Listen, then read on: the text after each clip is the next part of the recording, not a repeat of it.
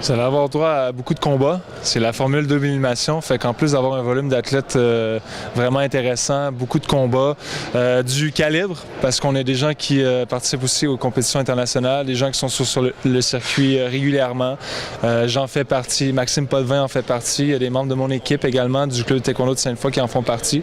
Donc beaucoup de calibre, des gros combats, des gros matchs. Puis étant donné que l'enjeu, c'est la qualification pour les Jeux panaméricains, ben, ça va être intéressant aussi. Ça va être des matchs émotifs, enlevants, puis physiques. Ça va être vraiment intéressant.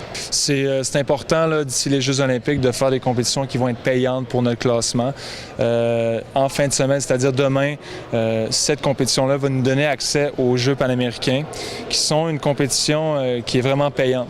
Donc on est à 1 an et demi de savoir c'est qui les 16 compétiteurs qui vont être présents aux Jeux olympiques de 2020.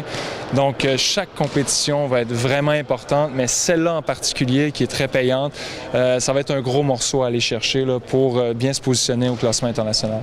Pour moi, c'est un retour à la compétition il y a quelques mois. J'ai vu que j'étais capable de me mesurer à l'élite mondiale encore, puis que j'étais en bonne posture de rivaliser.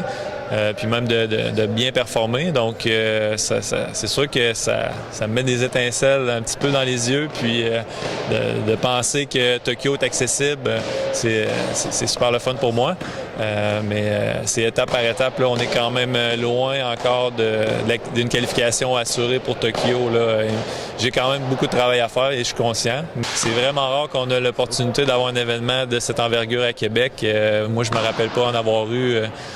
Dernière fois, ça devait être à Montréal, dans les débuts années 2000, un championnat canadien senior. Mais à Québec, ça fait vraiment longtemps, je pense.